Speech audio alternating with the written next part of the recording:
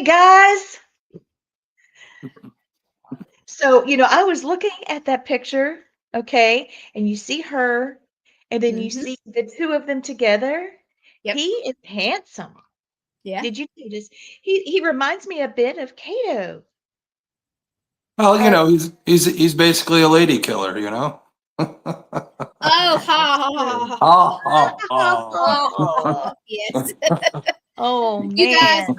I'm gonna go ahead and warn you guys. I've already had gremlins. I walked in and I was in a tizzy on the first show, and I don't know if I caused them or whatever. So just be aware. There's probably gonna be gremlins.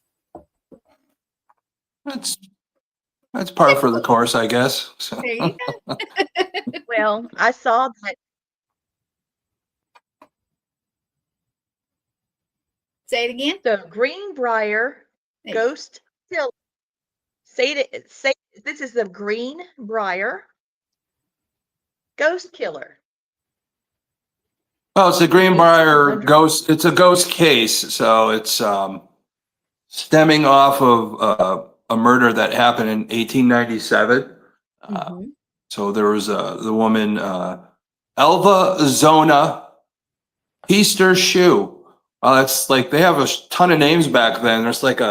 Their names are like an episode of Game of Thrones with all those names, I guess, from back in the day. She had married a guy named Edward Stribling Trout Shoe, and he went by Trout. They called him Trout. Trout all the time. Yeah. So And he was a blacksmith, so that yep. means he's not just handsome, but he's muscle bound. Mm-hmm. Okay. And wow. And this is really a very confusing case. Yeah. Uh I mean, I know that there's things that we'll never know because science, medical field just could not give us that from back in Well, that time.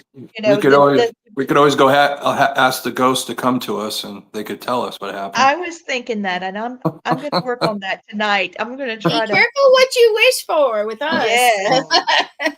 All right, No trout conjuring, no conjuring. They just, if they want to come to us because they want to join in, that's all good. All right. Give Zona, us a my message. sweet friend, my sweet Zona Shoe, please come to us tonight Yeah. and tell us what happened to you. Yeah. Trout, you're not invited. Yeah, exactly. So he's also, they called him Erastus, and he had all kinds of names. Again, we're talking about one of those he said, she said, Game of Thrones style, we don't know, happening in the Appalachians and I don't know, Appalachia, whatever some people want to call it, in that area of West Virginia. And So it's her even more body was interesting. exhumed, so we do have information more than what we would Yeah. during the typical time frame. So let's start from the top. Yeah.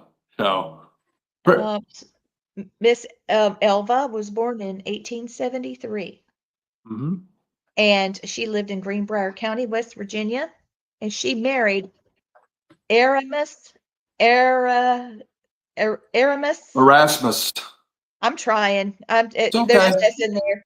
Shoe Trout. He went by. Why would somebody want to call himself a fish? I don't know. Anyway, he was a blacksmith, and then she died in 1897.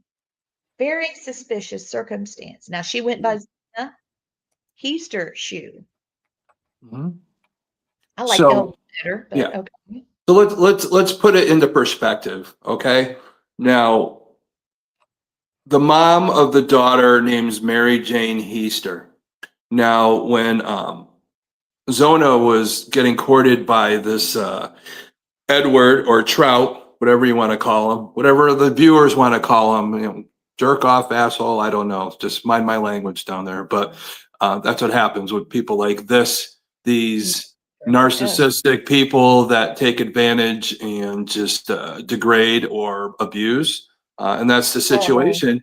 But beforehand, the mom, of course, moms always have the best sixth sense of anybody. So their mothers, those are their daughters, are part of them. They could feel it. Begged her not to get married, forbade it for her to get married to this man. But she did anyways. Kids don't listen. Yeah, but just so you know, when they did get married, The mom never visited the home, so she has no idea what the home looked like, you know. And when they got married, the reason why she never went to the home is because when they got married, they were only married for 3 months before she ends up dying. Supposedly under circumstances, it looked like she fell down the stairs. The thing was he really put on a show. I mean, even before, it was almost like he was planning it before. He wanted to look like the doting husband, always coming home and you know, making it look like telling people at work, the blacksmith stuff, that, you know, he loved her, all this other stuff. Put on the big show, put on the waterworks when he found out that she was dead. And then the race was on because there was a boy, he's about 11 years old. His name is Andy Jones. So he was like one of the little kids that would do errands. And he wanted, you know, this Trout wanted him to go to the house because I think he knew she was already dead, wanted him to find him, you know, to do some errands and all that. So this little boy finds, you know, her at the bottom of the stairs, one arm behind her back, one up, where it was almost kind of pinning her up, and her face, she was facing her. And he said in some transcripts that she looks like he was laughing at him. You know, he saw it, it just freaked him out. So he ran and got his mother, and his mother said, you know, go get the doctor. They, you know, got a hold of Trout, and the race was on. Who was going to get there first, Trout or the doctor? So Trout got there first and took the body of his now deceased wife up the stairs, already preparing her for burial, which is so odd. He put a high neck shirt on her. Okay. So that's where some of the evidence, a high neck shirt on her, like covering her up. And he stayed near her head. So when the doctor came, he's holding her, crying, and wouldn't let the doctor get close enough to examine her, to the point the doctor gave up and said, oh, she probably just died of a heart attack. But even in the report, back then, you know, for a woman to have a heart attack, they didn't call it that. So on the original death report, they call it everlasting faint. So it's basically you fainted for everlasting, you know, like a sleeping beauty, you're gone. And then, you know, that people weren't really happy with that. And he kind of changed it a little later on to complications from a miscarriage, but there was no signs of that. It would have been too early on to really see that. So he didn't know what to do with it. So there was a lot of chaos and confusion with, you know, what took her life. You know, it looked like she fell down the stairs, but the husband there is blocking everything all the way to the point where he wouldn't let anybody go near the body, even at the funeral. He stood at the funeral. He put like a scarf around her with that high neck thing on, stood by the head, made sure nobody had enough time there to spend. And really, people were saying they really didn't get a good look at her at the funeral. So that puts a lot of suspicion up for some people up to that point. But you know, the crazy part is, go ahead. She is here. Yeah. And she says that I'm not the only one. I'm not the only one. I had to stop him. Yeah. And she's also very glad that the baby, she didn't have a child. She had a miscarriage. So she's glad. Because I'm glad that you said that. I'm glad that you said that, because the thing is in this case, you know, before we get to the point where it goes to trial, there was some background done. This Edward Stribling Trout Shoe was married 2 times before. Okay. Oh, yeah? Yeah. So he was married 2 times before. His first marriage was to Elise Esteline Cootlip Shoe. And they had a daughter named Gertrude, the only daughter that they had. She divorced him because of physical abuse. So he was physically abusive. Okay. Now he ended up getting married again to a Lucy Ann Tritt. They were only married for 8 months, and she died suspiciously. So nobody really knows how. There's been speculation. Some say she fell on the ice. Some say they were putting the house together and he accidentally dropped a brick on her head. You know, there's like all kinds of different theories behind that, he pretty much left and then worked his way to the Greenbrier County to start working as the blacksmith. And next thing you know, 2 years after he suspiciously had his one wife die, he's getting married again to our Greenbrier ghost lady, Zona Easter. I don't want to give her that shoe name, but that's what it says. But that's was her name she took just before she died. But we'll keep the Easter just for respect for her and what she went through. But the fact that the mom, Her heart. it's saying that she died of a heart attack or the miscarriage. She wasn't buying it. The mom didn't like the guy to begin with. Remember, she tried to stop the wedding. Didn't want that to happen. So Right. She tried to stop it. yeah, so she prayed. She was praying and praying and praying to find out what the truth is. And then finally, there was a night her daughter comes to her, and she knows she wasn't dreaming. Says her daughter came to her at the foot of her bed. The first night really couldn't talk, couldn't get out what she wanted to say. So 4 nights transpire of this happening, and the story starts coming out more that I didn't die. I was strangled to death, choked She me, was strangled to death. And she says, we fought. He strangled me because he came home. I didn't have any meat cooked for dinner. There was some other stuff that he could have ate as a meal, but he wasn't happy about that. We argued and he killed me over not making the right stuff for dinner is what happened here. But there was abuse before that, as she said, she started saying how everything transpired, describing where she was at the time, describing the house. Now, let's take this. The mom is convinced, so she wants to try and, get things changed, doesn't know how to go about doing this. But so she's down there, and there's this John Alfred Preston who ends up being the prosecutor of this case to get permission to re-exhume the body. Yeah. So, you're not going to, a lot of people aren't going to re-exhume over, a ghost thing. Right. But the reason being is they got the doctor involved. And because the doctor said to Preston, it's Dr. George Knapp, says, well, he wouldn't allow me to really 100% examine her. And because of that, said, I really didn't get a complete examination, was why they decided to exhume the body. It wasn't because of the ghost visitation, but still what she said, her daughter told her how she was killed, what they probably would find, and describe the inside of her house and what it looked like. The mother was never there. Oh, Lord. So the Yeah. mother was never there, and the mother could not know because she never went to the house. There wasn't enough time for her to visit before she died. So this is a part that comes up. That's why she became more believable to some people, because she was able to describe things. So let's go to them exhuming the body. They exhumed the body. Again, it's only been a month. All right. This all transpires over a month. So there really isn't any really decay at this point. So when they re-examine the body, they find that the cervix right in this area, it's broken. And, you could see that her voice box like punched out and all that. So she, exactly how the ghost said that she would look, she looked. So this put a little validity on this ghost making this statement and all that. And to the point we're describing exactly how you die. And the mother is not going to be able to know this. The only way she would be able to know it is if she's the one that killed her daughter, which of course the suspicion under her husband and what he was doing and covering her neck up showed more being suspicious, as opposed to the mother. That'd be the only way, really, if she knew what it looked like a house and how the person died. Nowadays, if you know inside information, ghost or not, you're going to be a prime suspect. But because of the way the husband was acting and the witnesses and more than one witness witnessed him doing these odd things to try and cover up that neck area.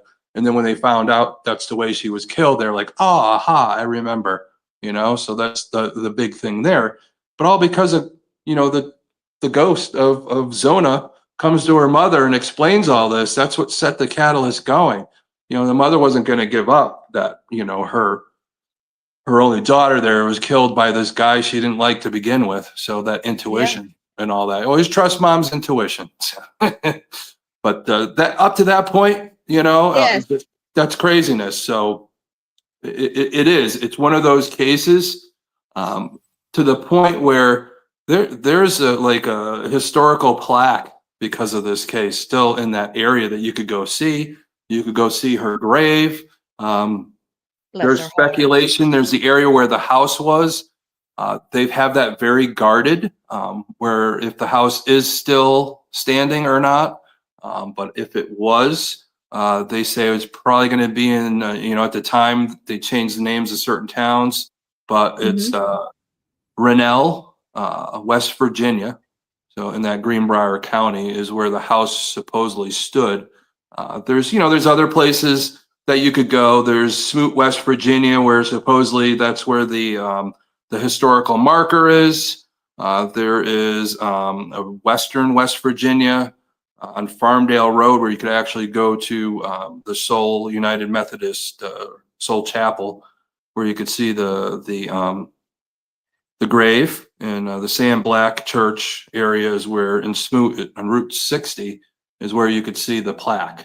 A lot of that's online. Wow. That's how much history, how much they put behind this case, and knowing that a ghost actually got this going the right way is unprecedented. And consider the first case in history of our country that a ghost, it was actually a witness. Unfortunately, in the court case, it was told not, when they say, hey, jury, don't listen to that part of it.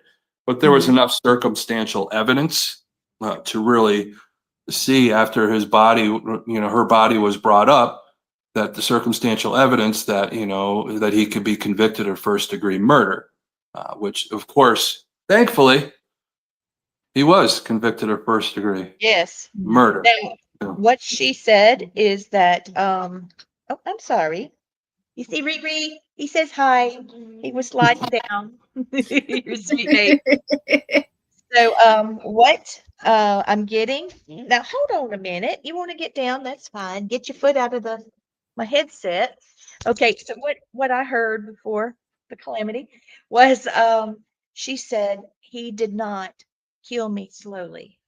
Mm, When you think of a neck thing, okay, that's usually like, and then it's kind of quick. No, that's not how it went.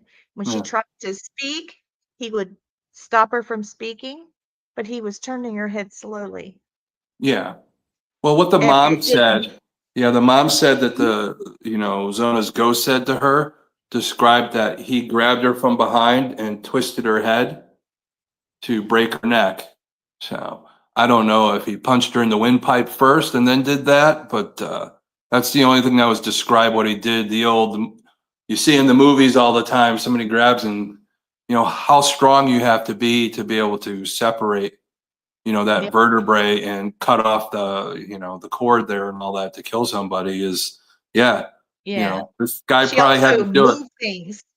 She Yeah. also moved things in the house, okay, because she couldn't find her voice after what happened.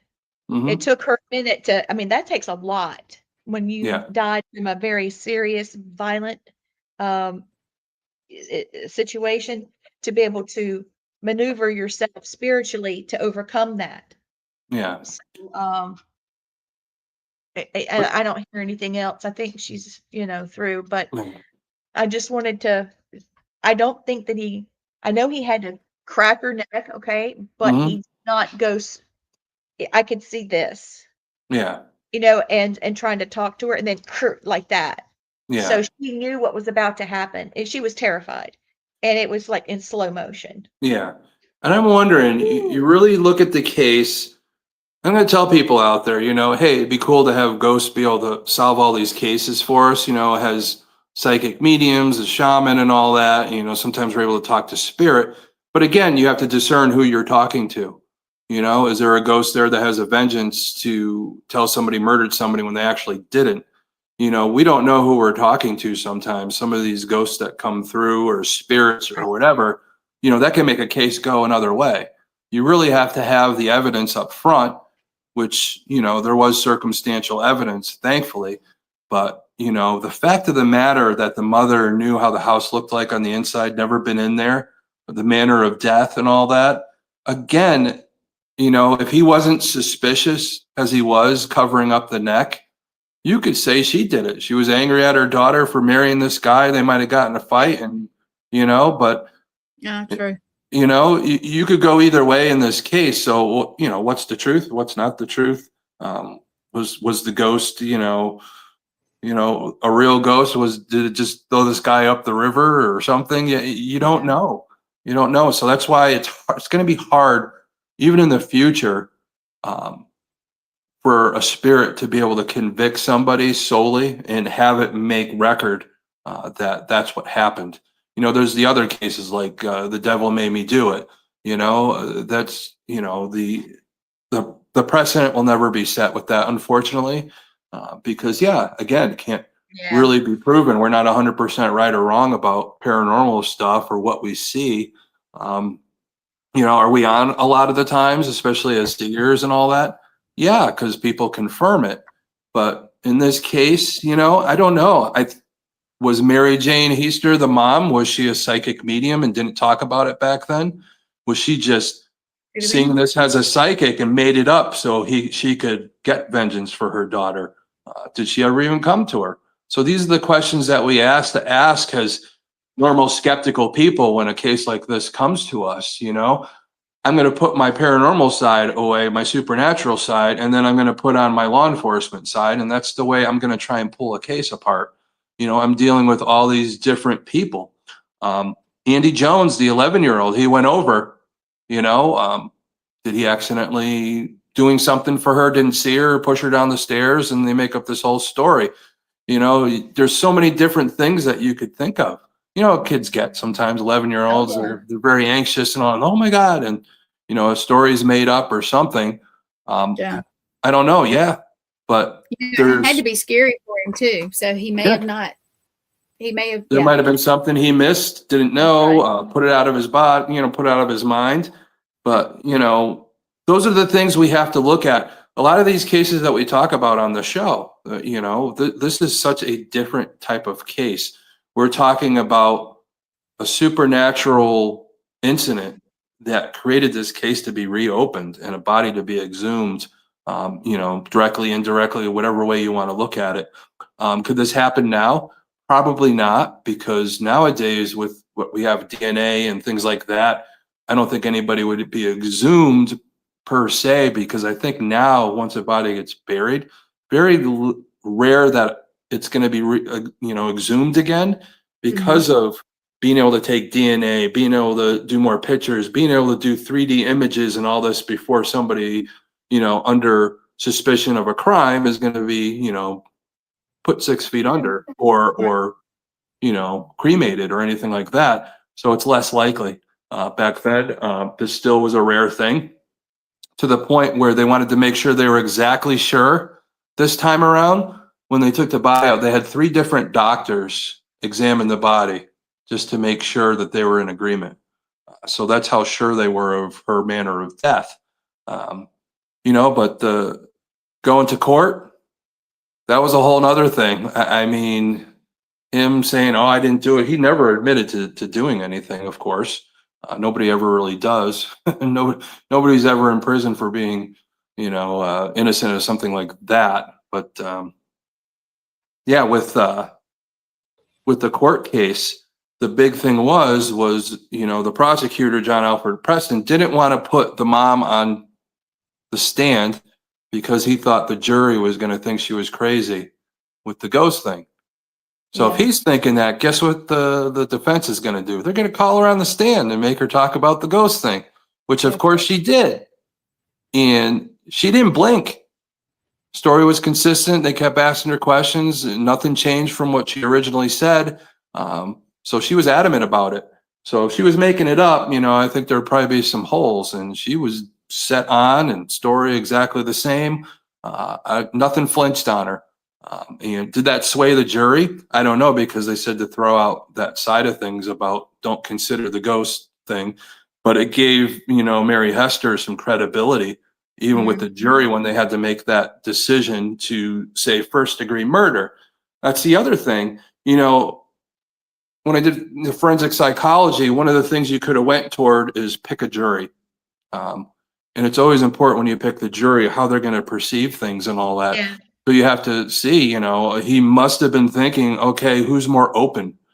Can I get the lady down the street that likes to play with herbs and all this other stuff? Would she be good on the jury because she's going to see the spectral side of things? So those are the things that would go in my head if I were picking a jury. But, with the circumstantial evidence and the potential to have enough people on the jury, especially around that time, we're talking at the close of, the 1800s into the 1900s. So you're really seeing more people doing seances and things like that. A lot of that was coming into play at the same time. We're talking our Victorian era and all that Lee, you wrote a book about just those types of things and how we approach stuff. I think even at that time, people were more open to maybe that spectral evidence. But I think if you went years before that or years after that, I think it wouldn't even been considered to even talk about in a courtroom if that came up. It just happened to hit at the right time.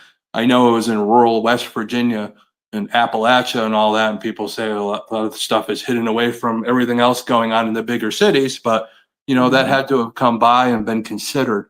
But in the court case, when the jury decided, that they didn't see him as credible, they saw a lot of holes in his testimony, the circumstantial evidence there. But really what it came down to is that trial only lasted 8 days, and it took them, I think it was a total of 80 minutes to decide that he was guilty. And they came back with that. And this is where it gets crazy, my friends. So out of the 12 jurors, 10 of them said they wanted to put him to death. Ooh. Okay. Since they couldn't come to a conclusion, it was just life in prison. Because, around that time, we don't know more now, but when you have a local case like that, as you can see, they have plaques about it. It's huge in that area. A mob grew. So there's a lynch mob ready. A lynch mob was ready to come to the jail and take him and hang him. Because they didn't like the outcome. They wanted him dead. So this lynch mob comes and they had to hide him out in the woods and all that to the point where they finally convince the mob to go home. But unfortunately from that, 4 of the mob members were had to go to court themselves and up on attempted lynching, whatever the leaders were of the mob. But of course he survived that. But guess what? Karma sucks sometimes. So he goes off to prison. I think he was only in prison for 2 years, and some mysterious epidemic breaks out at the prison, and he ends up dying. So he dies in prison. Yeah, in Moundsville. To a nicer fella. Yeah. And the only thing is he's probably buried in that jail cemetery. Yeah, exactly. He got what he deserved. But I bet you she haunted the crap out of him. There's nothing about that. Because if I were her, I'd be poking him all night where he couldn't sleep. I'd be poking him. Yeah. Yeah, she went to her mama. Yeah. Can you hear me okay? Yep. She went to her mama and wanted justice. If she wanted revenge, she could have given him heartburn, not let him sleep a night, get good rest or anything. She's the real hero. The mother standing up, even though her daughter disobeyed her. I know she was an adult and everything, but she didn't listen. So now she's dead. But go mama and go daughter. And I really think that you're the one that wanted to do this case. And you have hit the nail on the head. Yes. And I believe we should look at more of these cases. People who have ghosts that have solved their own murders. Yeah. Those of you that are in chat, could you please chime in if you would like to see this? Would you like to see these cases? I have been looking into this. I have not looked into this case at all. I'll be honest. I guess you could tell that from the start because I was trying to get a handle on it. Yes, she was very busy today. So yeah, I've been getting ready for 2026, so it's been rough. But this would be a great, what's the word I'm looking for? Like a little project, a little series, a little feature within serial killers, supernatural murders. So all of you that are watching, Let us know. Think about it. Pop in here. Christy, what do you think? Marla, what do you think? Yes. God, Okay. yes. It's like, God, yes. Well, I'll All tell you right. guys, the whole time you've been talking about it, I am shivering cold. Yeah. Like, and it's Now not she's cold. come to in see here. you then. Yes. Yeah, I am shivering. Like, Yeah. All right. So there's a guy. His name is, well, it's not going to come to me. Give me a second. It'll come to me because my brain is full and I can't reboot. Thank you, Marla. She said I Marla? would love this. Okay. Well, it almost came and it went away again. But anyway, he's a friend. I filmed with him, Elliot Van Dusen. There it is, Dr. Elliot Van Dusen, who worked for the Canadian Mounties and was a detective with, in homicide. And Okay. he's worked with psychics and worked with me. Let me invite him on the show. He was actually the first person that I had on All Access Network television before Gwen became our producer. And yeah, she is adorable. She's a sweetie pie. She You helped make me me along blush, today. Christy. You make me So let's blush. see if we can put that together. I mean, Yes. I know that there was a case that I worked on. There's a little boy that was missing, and it was in North Carolina. I believe it was right on the border of Tennessee and North Carolina. He was missing, and I said he was going to be in a body of water, by water. And I was like, the hell does that mean? Well, he was found in a barrel on a dock by a lake. Okay. So it did come to pass, but he's the one that told me that, and he was a little guy, so that was the best he could do. Yeah. And that was the best I could do. So, but we did get a little something. And then I worked on a case in Colombia, and a teenager was murdered by her mother's boyfriend because she had an insurance policy. Oh. She had an accident, a car accident, and she was getting a settlement. And he was a druggie, and so was mama. And so they decided to take her money. Yeah. So, I mean, these are cases I could bring in, but the main ones I'm thinking of, um, there's been several. Like you said, now I don't know how modern we're going to get, but I know that there was one in the 70s. Yeah. It was called Teresa Basa case, Mm-hmm. and it was nicknamed the Voice of the Dead, and I don't know anything else about it, but that's an example, okay? And like you said, yes, Elliot is a legend, and he's very Sorry. dedicated. Mm-hmm. Sorry, Christy, I was looking. But he was on Repossessed, and he's filmed himself in many different things, and he's a great friend. Yes, Robbie Thomas Marla is a profiler. He's a psychic, and he's written a book about that. He would be great, but it's hard to get in touch with him nowadays. So, but I do have his book. He was really a good guest on the show. So we do have some options for people we could have on as well as our cases. Yeah, because that's the big thing nowadays. People get so inundated by cases, especially nowadays. Murder is like more rampant than, of course, it was back in the days we're talking about.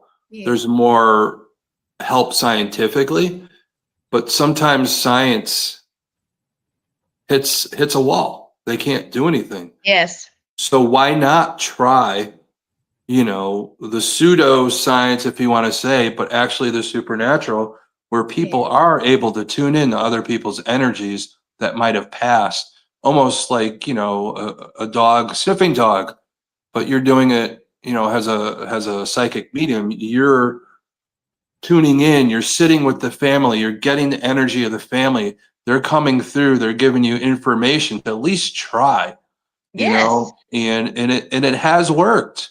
Like a majority of the time it has worked. Other times it really, I think, truly depends. I'm going to tell people a lot. There's a lot of psychic mediums out there. There's too many out there. Are they really ones that are doing it for the right reasons? I don't know. Like I said, there's psychic mediums. Some of them are so good they're like Tiger Woods. Some of them are weekend golfers. But when it comes to something serious about trying to solve a crime, if you don't know what you're doing and all that, and you don't truly give thanks to your gifts, you're not going to be able to do that type of work. that family depends on you. You have to show them love. And love in return brings that energy about where you could tune in to those people that have passed to be able to solve this stuff. It's like anything. It's like going to do a home case. If you don't show that family love or give them instructions to give them a solution to the situation, just not go in there and videotape and expect, the things to go away. You have to come to a conclusion to help that family. Give them the love and give them the ability to overcome the fear. If you don't do that, you're going to keep going back to that house over and over again. It's never going to solve. You have to come to that conclusion. The same thing with these types of cases. You got to get evidence still. You can't just willy-nilly go in there and not know what's going on and expect to tune in. You got to have, a set plan.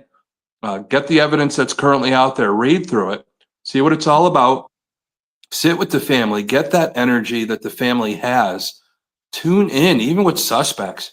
I mean, if you have to walk by and not know if there's a suspect, go into a diner while they're in there, pick up on their energy.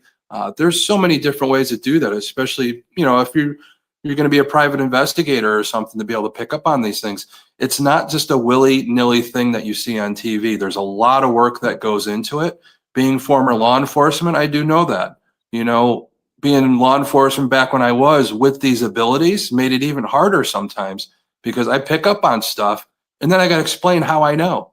You Yes. can't do that. You can't do that. You got to figure it out. It's like, well, I just know that's not something not that I could enough. put on a report. I can't do that. So it's always that battle. I take this very seriously, what I do when we're on the show and the information that we give to people. And I think, Lee, what we've just been talking about is a totally different thing that we could veer off on and do Something different for a specials. little while. Yeah, just some different things, just maybe some cases out there that, we could have family members on, pick up, see what we could do. It is hard to have family members like that, especially if it's an ongoing case. A lot of times legally, we can't talk about that stuff Yeah, on no. the air. So that Maybe makes it some older harder. ones. Yeah. Yeah. It's better. So, like I said, there's a lot that goes into that, but people out there watching, we are here to help in that aspect. We do have people that will put in the time and will put in the proper effort and give the family love that they haven't been getting because the science is at a block. Police are, I'm going to tell you, it's not that they don't care. They're overloaded by stuff. It's like when you were, in medical field, when you're triaging, if they're dead, they're dead. You're moving on. You're going to save the people that are savable. And it's unfortunate. We have to compartmentalize, in that job, just even as law enforcement, EMS, medical doctors, all that stuff. They have to do those things. But us as family members never want to see that happen to one of our loved ones. Our emotion is over that. They're doing a job. Our families are very emotional, and you have to deal with that properly. It's very hard. That's where a good thing is when you have a psychology background is always helpful, especially when you go into a home case or dealing with one of these, lost persons or, hey, my son hasn't returned in 2 months. I think he's dead. Can you find him? Those types of things. Can you tune in? So Now, I'm sorry, Lee. go ahead, Thomas, Gwen. you remember probably maybe a year ago, me and you were on somebody's show and we were trying to help them out. Do you remember that? Yeah, with Chris O'Toole. So yeah, that was interesting. It is, and those are the things that it's hard when you're on a show and you're talking about that. For me, I'd love to walk in the steps of where the case is occurring. Walk in the steps of them, get the energy of that, feel that. I know some people could do it from distance and all that, but for me, if I'm dealing with a family that needs closure, I want to be boots on the ground. I want to be there. I want to be able to touch and feel the tree that they carved into or something like that. I want to get that feel. How about you, Lee? Yeah, Same? that's just me. Well, I've been looking a little bit more into the scientists that have proven remote viewing. And when you think of remote viewing, you're thinking about, I need to see what's happening in Iceland right now, Yeah. or the North Pole, or I don't know. I've got Christmas on the brain, I guess. But anyway, I was just thinking there's a way to remote view in the past. Mhm. Okay. All right. So Dr. Harold, he went by Hal Puthoff, he was a physicist, and he is the co-creator of the first formal remote viewing protocols that was run by the CIA, funded by the SCANATE remote viewing Mhm. experiments. Okay, so by doing so, he was one that helped kick off remote viewing during the Cold War. Yeah. And in the classes that I've taught over the past year or so, I've covered this man a lot. I just find him fascinating. His Mhm. name is Dr. Russell Targ, and he was a physicist that specialized in lasers.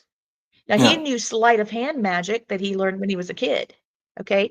But he learned not only how remote viewing worked, but he documented over 150 successful remote viewing sessions and was part of the team that looked at remote viewing during the Cold War when one of our embassies was bombarded and we had Americans that were being held captive. So, I mean, I'm looking at these things and they go back to the 80s, some go back to the 70s. There are people, as we know, from a Society of Cyclical Research during the Victorian era that has been able to Mhm. do something similar. These people have taken some of that and brought it more to the forefront in modern day. Mhm. I think if we look at this from both scenarios, Yeah. psychically and scientifically, where they do agree, this could really be something fascinating. I mean, Yeah. ghosts that solve their own murders. I am all over this. I'm so excited. But that's something I've wanted to do for a while, and I've told a lot of people, especially with this show. We're talking serial killers and all that. You Yeah. know, to go to an area where bodies were left, there's some bodies that haven't been identified. Can we go there and communicate with these people to get a name, to maybe see a missing person in that area that might have that name, to give a family some closure? It even goes to that, um, you know, the unsolved ones of the serial killers that are left behind, that they couldn't identify. There wasn't a record, maybe a voice from beyond, and some way we could track a person that existed at that time that might have been missing, or somebody that knows that, hey, they were part of this group that nobody really talked about. Those types of things, to really give somebody a voice in death, that they still had a life and they had a story to tell, and to make sure that we give them that closure to that story. Here's another one. Dr. Charles Tart. He's a psychologist, and he would monitor brain waves, just like like a lie detector, Yeah. Yeah. but different and a little different, obviously. But he would basically like monitoring sleep in brain waves, Yeah. and he was able to basically he monitored brain waves changes during psychic functioning, and Yeah. he published a book called States of Consciousness and Altered States in ESP. Yeah. So that was pretty fascinating. I just thought I'd bring some of these Yeah. names up because But it's funny that you say because back when I worked out of college, I came out of college, I had my EMT because I was athletic training major. So one of my degrees, and then I decided, let me get my paramedic and all that. So I did some more, and I'm on the streets for a while. And then at the time, there was a lot of gang violence going on, a lot of shootings going on. That's when Rescue 911 was popular. So a Mhm. lot of these people started shooting at us because they think we were going to save everybody. So I was like, I think I need to get off the street instead of the war zone. So I worked in a trauma one hospital, ER, as a nursing assistant, where I did pretty much all the grunt work, the EKGs, the chest compressions, and trying to save people's lives, and making sure that if there was backup needed, I could go on life flight or anything like that with my right. background and stuff. But it came to the point where it just got to the point I needed to calm my life down. You're fighting with drunks and psychiatric patients and things. I was like, I got to calm my life down. So an opening happened in the EEG department. So I took that job. It paid me like $1.50 more an hour. I said, let me take this. All I got to do is watch people sleep and put little electrodes on their head and just see what happens. But there was so much interesting stuff. It's funny, all the jobs I've had in my life that have led me up, to learn more about who I am. And that was just one of them. Knowing psychically as a child, you maintain that theta wave into a point where critical thinking kicks in as your body starts changing, the electronics in your head start changing. That theta wave is that about to fall asleep and wake up feeling that we have. Yeah. And that's really where we tune in. And knowing that and learning that back then, and me being who I was, not being able to say, I was like, oh, that makes sense. So it's something, if I didn't work there, I probably wouldn't have known that or learned that, even though they did talk about some crazy stuff at the time, not knowing, I still felt like, I don't think I want to chime in. I just want to go through my life without any issues. And that was a big thing. So I did go through that. So I've had quite a few jobs, was the old master of none or jack of all trades, master of none kind of life. So, but it's been a good life, and I've seen a lot of things. I've experienced a lot of things, and I'm never going to say that was up to this point. Everything I learned brings me to this point, and I always tell people, be truly happy. You don't have to look back. It's made you who you are right now. So a new chapter begins every day. So Dr. Jessica Utz is a statistician from the University of California, Irvine, and she brought hard mathematics and probability science into the remote viewing research. Her quote is, "The evidence for psychic function is overwhelming." Do you know that that's the college here in our country is the only where you could actually get a degree in parapsychology Isn't from an that accredited something? university, as opposed to over in Europe and England? I think there's the other part there. That's like the only places that you could do that. I remember looking into it and saying, hey, if I could get and I was like, I don't think I want to go all the way to California. At the time when I was trying to say, hey, maybe I could get a degree in something that I like doing. So Yeah. So instead of psychology, I didn't get to add the para to the end of it. But I think after 40 years of doing this, maybe I get an honorary doctorate or something. I don't know. Who knows? Why not? Never know. So this next guy that I'm going to point out, I mean, I know I'm going in a rabbit hole, but I think it's interesting. He was a skeptic. And by the time he was finished with his studies, I'll let you see what he said. Well, I can't get the whole thing in here. Just say it. Okay, so his name is Dr. Raymond Hyman. All right, and a great guy. He was a skeptic, but most importantly, though, although he was a skeptic, he admitted that these SRI experiments are real. And then he went on to say this is important because even skeptics acknowledged the data was legitimate because he made sure that they were well controlled. Where was he during the Victorian era, right? Because that's what they were trying to achieve.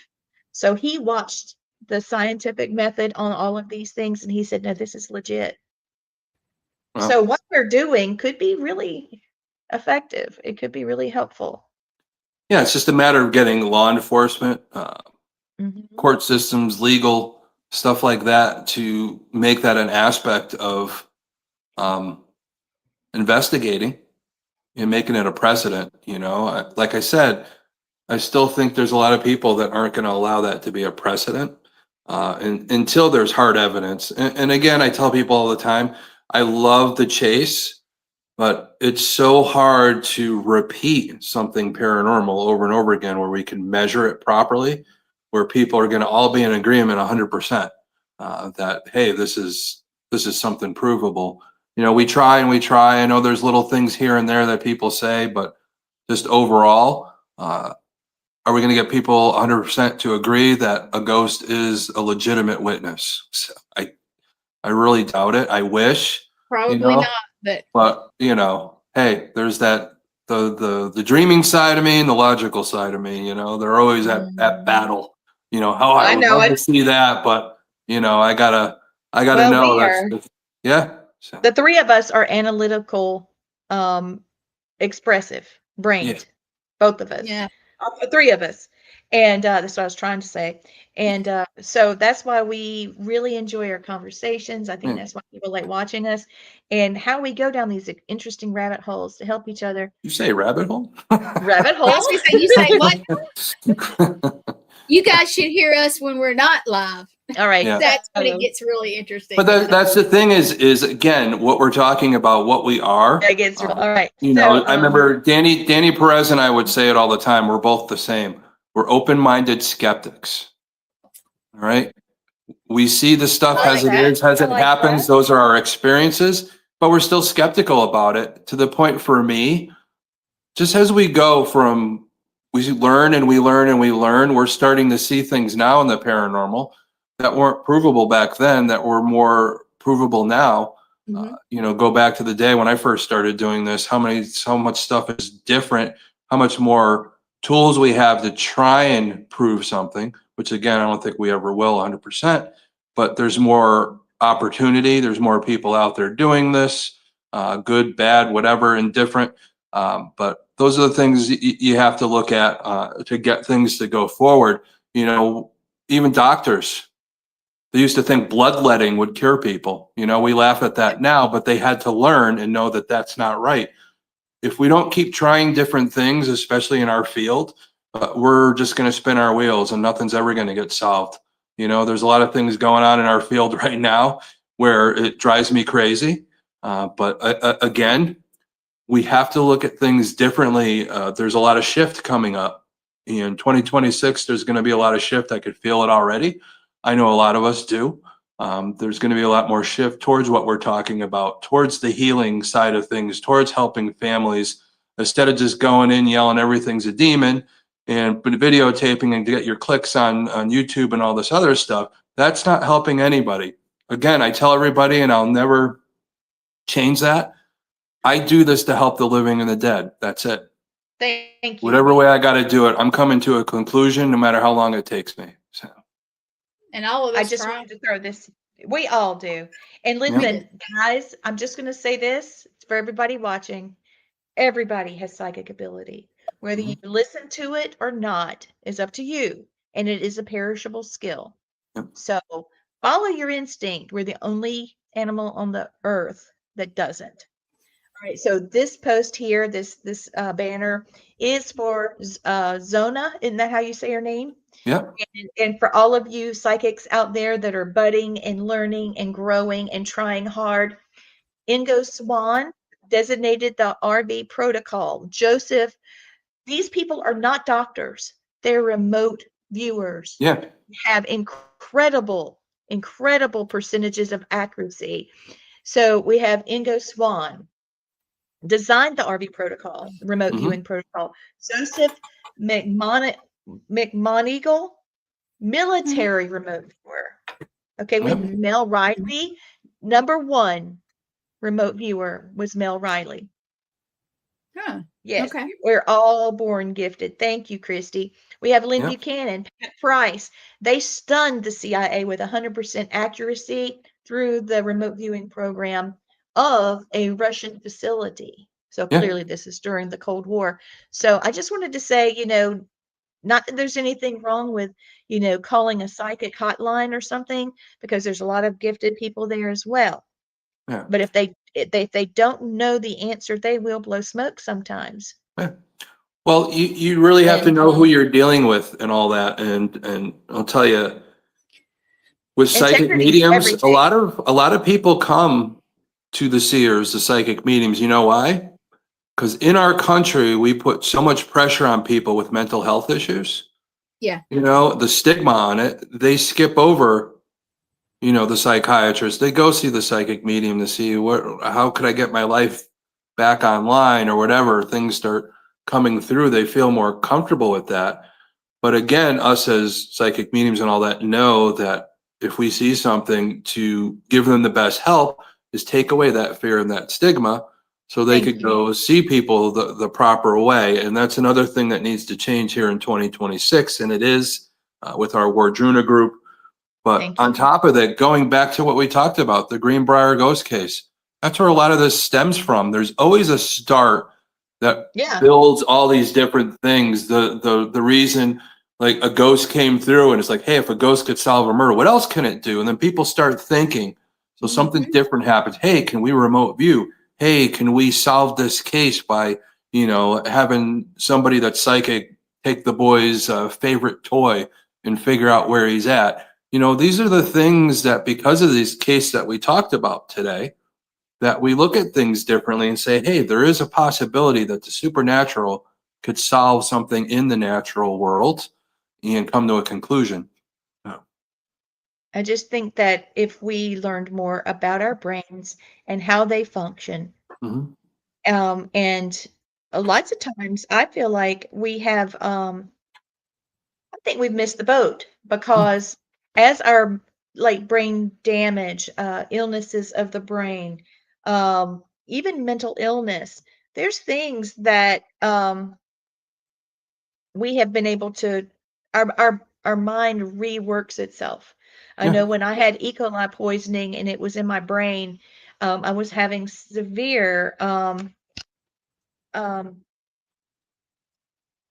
seizures, and I was having problems with being forgetful and things like that. It was a lot more to it than just all that. It was a lot. But because of that, whatever ability I had has gotten bigger. It's gotten Yeah. better. And just like psychic ability gets stronger when you have when you're grieving. Yeah. Or you die and And come back to life. there's That's that. true. Yeah. Poor Miss There's Stacia. yeah. She's died 5 times, so I think her abilities are pretty over the top now. So, and that proved over the weekend, and we'll talk about that another time. But what we did over the weekend was very profound and helped a lot of people. So I'm ecstatic about that. But really, you go back to the things like, for me, like you said, you could rewire.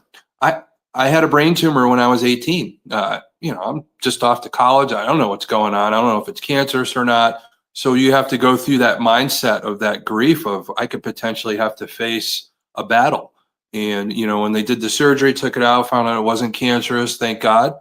But, Thank it God. deteriorated that area where they had to take a piece of bone out of my hip and put it in my head. I still have screws there. So when anybody says that, hey, you're weird, I says, well, it's probably because I have a screw loose. So now I could just say that. You're so cute. You're so damn cute. Oh my God. Um, I started having seizures when I was 9. And it just, then it would stop and then it would come back and then it would stop. And then the E. coli poisoning and migraines. Oh my God, the migraines. And Oh Mom my Jimmy God. I had Mom migraines had for them. years. Yes. And then I had a brain injury, but Yeah. a car accident, but it wasn't that wasn't that bad. I Yeah. was already a little bit, Well, I was I already a guess, space cadet. well, I'll tell you, Lee, I guess that explains a lot. So. Yep. That's so I, funny. hey, I earned that. Here's my last little slide. Here it is. Okay. So what we've been talking about with the doctors, what we've been talking about with how people have taken action to solve murders. Ghosts have actually solved their own murders. Okay. Over the 20 years that these doctors have worked to prove remote viewing, which is a type of psychic ability. So that means they could basically prove all types of psychic ability. It just hasn't come yet. But remote viewing accuracy was far above chance, million to one chances. Blind experiments are real, verifiable results. This is at 20 years of controlled government testing. It went from the CIA to NASA. All right. We're talking about there's no known sensory mechanism. These people are sitting in a room with no sound, no light, nothing, complete darkness. Uh, Then we have Ingo Swann, who affected magnetic meters. Yep. He could set off ghost hunting equipment, basically, is what that is. Viewers located downed aircraft, Soviet bases, hostages, submarines, and then finally statistical confidence exceeded 1,000,000 to 1 odds against chance. This is unmatched in modern neuroscience. It is a science. It is not pseudoscience. Ghost hunting methods might be a little bit of a pseudoscience still, but not this. I think a lot of the for ghost hunting things is most of us do it in a place where it's not a controlled environment. Um, Sure. there's stuff that you could test in a controlled environment potentially, but again, is everybody going to agree to it? Probably not. To the point, there's not going to be enough people at this moment. But again, at this moment, so there's still stuff. If we keep trying different things, there's people out there that are trying a lot of different things. Like somebody like my friend Lauren Hellickson, who really has gone back to college to really learn more stuff for her craft, to kind of improve some of the things. But she's doing it the right way. She's trying different things. She's thinking things outside the box. She's trying controlled experiments and all that. Yeah, you can't just go out there and get a piece of equipment that you have no idea how it works and try and measure something and you have no idea how the piece of equipment works. So how do you know you're doing it right? We have to stop that stuff. But there is that run for the science side of it, but there's also the run for the psychological side of it too, the healing part of it. Most Thank you. people out there now in the paranormal, most people's paranormal issues are caused by trauma. That they create that almost like that tulpa they created, that egregore has a group of people thinking all the same thing. That's what it is sometimes. Out of all the cases I've done, guys, I've done thousands of cases over 40 years, whether it be yes. a quick phone call or spending weeks at somebody's house, it's still a case. And you come to those conclusions, and I tell you, I could count on one hand that it's actually been something that doesn't have anything to do with trauma. So, it is. You got to look at it differently. Yeah. Most people aren't equipped to do it. If you're not equipped to do it, I keep saying this over and over again. I know back in the day when I met Ed and Lorraine, they knew what they were doing. They weren't people, if they didn't know what they're doing, not to go out and do it. So that's why their lectures were about, hey, did they do seances? Yes. Did they warn people not to do them? Yes. Because if people don't know what they're doing, you shouldn't be playing with stuff that you don't have an understanding of. So that's why I say, if you don't have an understanding of the psychology of somebody, potentially what they're going through in a home, it could be detrimental. There's been cases where people go in and say, I'm a medium and you have demons all over you. You're talking to somebody who's schizophrenic and now they think they have demons all over them and they commit suicide. So you're responsible now. Your words have power. So if you don't know what you're talking about, don't mind me here. Get the hell out. All right. Yep. So that's the point I've come to at this coming to the end of the year. I'm getting tired. I'm getting tired of seeing it. Good people getting hurt, people giving them the wrong information. Take it seriously. It's a serious vocation that we do. If you don't do it right, you make it bad for all of us. I don't want to pick up the pieces. I'd rather go in and have it done the right way. Which That's right. You're right. You got to have love for these people. You can't just go in because it's all about you and your ego and what you look like. And if you're going to get a TV show because you did this and you did that, no, that's not what it's all about. It's the quiet people. The ego goes away. You're there for these people. You're there to listen to them. What's going on? Why this is going on? Get to the bottom of that. Show them love. Get them to open up. Give them that closure. If you don't go into this, so you don't give the closure, then you're not doing anything. Absolutely nothing. Thank you. Yeah. It's not like buckling up to a roller coaster. It is not. No. You're not going to be responsible and have integrity to your work. Mhm. Don't do it. Yeah. Just don't do it. Look for Bigfoot or something. Yep. And I tell people, if you're beyond your purview and you feel it, put the ego aside. I'll be more than happy to assist you. You could call me at any time. You could reach me online. I'll do my best to help you get answers or put you in the right direction. I'm mostly in educational mode right now. If you see me on a case, because that case is so serious, that, you know, I'm going to go to it. I don't really go to cases really anymore. I'm on a teaching mode where I try and teach people and give them, you know, what my knowledge is over 40 years. You know, is my the best knowledge? Maybe not. Everybody looks at things differently, but the way I look at it, if it helps one or two people to do the right thing, then I know I'm doing the right thing as I teach.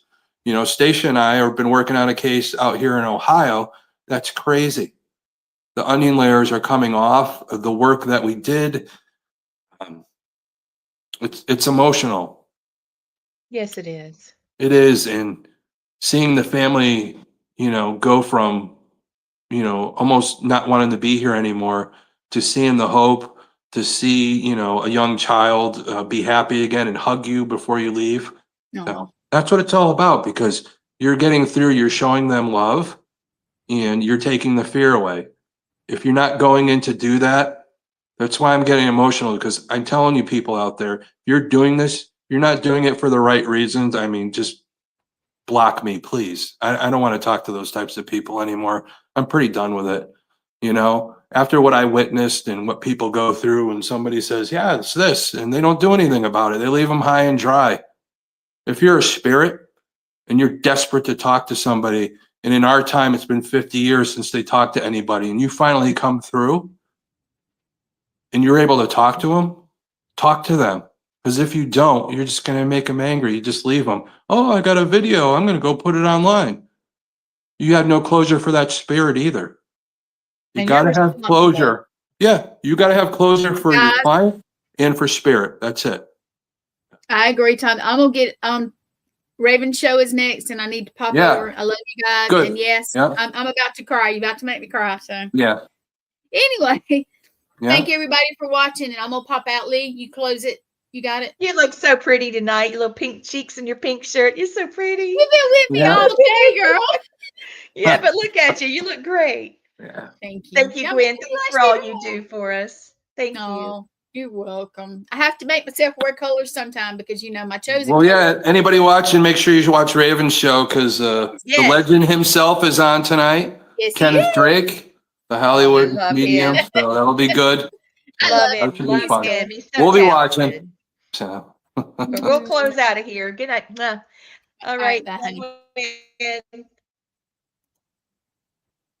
So I appreciate what you said, Tom. Yeah. I think I'm gonna close this. Uh-oh, Gwen. I think she's home. It'll go. There she There it goes. goes. Yeah. All right. So I was gonna throw this out there and then you close this and bring us home, okay? Yeah. So tonight we told the chilling story of Zona Hester Keister Yep. Shoe, the Yep. woman who refused to stay silent even in death, and her spirit returned to reveal the truth and expose her killer. So this marks the beginning of our eerie new series, The Ghost Who Solved Their Own Murders. We'll do this as long as we can, as long as you guys are interested, and you know, there'll be some interesting things to come up, and I hope that you will continue to communicate with us about what you see, what you hear, and especially what you feel. And remember, we don't honor murderers here. We're not trying to bring them any notoriety at all. We honor the voices that rise from the grave demanding justice. We honor the survivors, even the ones that didn't physically survive. All right, bring us home, Tom. All right. Everybody out there, thank you. Again, a quick thank you to everybody who came out to Salem Paracon. I really didn't get the opportunity. I enjoyed seeing everybody there. A lot of people got to hear a lot of good messages. So it was an incredible weekend. And again, people out there, I'm available to teach. Put the ego aside. Look for that help. Come see us at Wardruna. We're more than happy to help you in all aspects. We have the biggest diverse group of shamans probably in the world in our group. Yeah. And we want to be there to help and give you direction. If I can't give you direction, I got somebody in my Rolodex that could do it. You tell me your story, I'm going to match you up with the person that's best going to be able to assist you. So this is our featured psychic, Okay, with Wardruna is Miss Stacia Wills. Yep. Wonderful, wonderful lady. I love her dearly. And let's see. I was trying to find the Wardruna. Well, Wardruna Forever. I was looking for Yeah. our banner, but I think maybe it's been shuffled a bit.